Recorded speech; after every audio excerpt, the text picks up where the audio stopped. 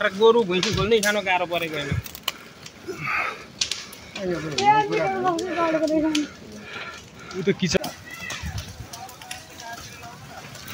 कारो तार त यहाँ अब चुडिएर आइरहेको केबाट लाग्छ? करेन्टबाटै लाग्यो होला।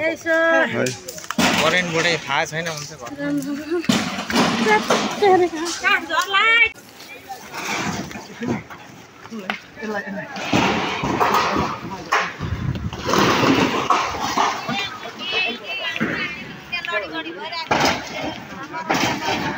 फेरि पलाउँछ जोरले खाएको पलाउँदैन।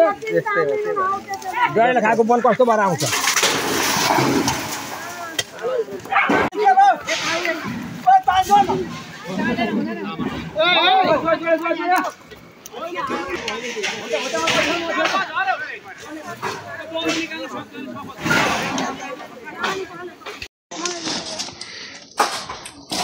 अब यो पानी छैन, पानी नभइसकेपछि अब यसको विकल्पै हुन सकेन। पानी छैन यो डाँडामा चाहिँ।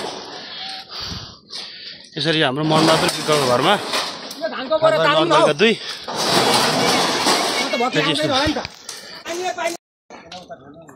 लुट हो त होला ठेला त भाइ त्यसलाई। यो विकल्प छैन, पानी भए चाहिँ पानी लिगाउन सक्ने अवस्था हुन्थ्यो, भित्र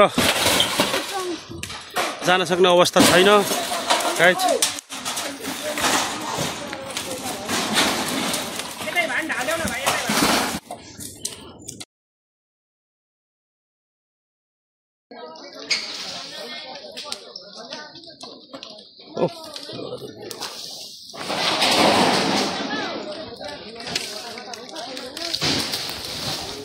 गाडी जाउँछ म चाहिँ आउँदिन।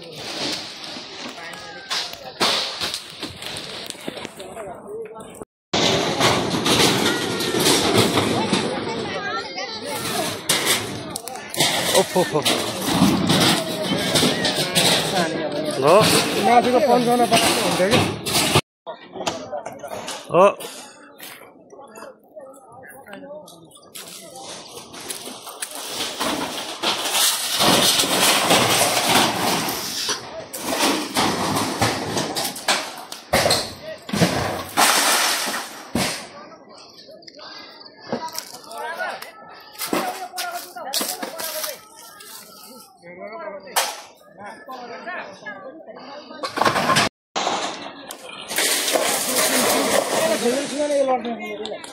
सबै उडायो माया टोक्ने भाइ।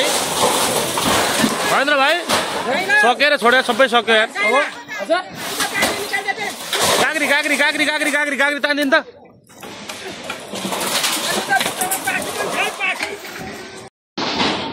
त्यहाँ त कति कति आज मङ्सिर 2 गते चाहिँ हाम्रो दाइ मनबहादुर विश्वकर्मा नि तपाईँको नाम मनबहादुर विश्वकर्माको घरमा चाहिँ आगो लागि भएर चाहिँ के छ दाइ? कति के क्षति भयो तपाईँको?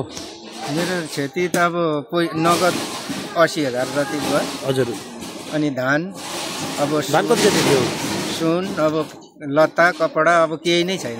भाडा बटुका गए, भाडा बटुको एउटा केही छैन। यही बाँकी लुगा यति नै। ए त्यही अन्दाज कति जति खर्च भयो दाइ तपाईँको?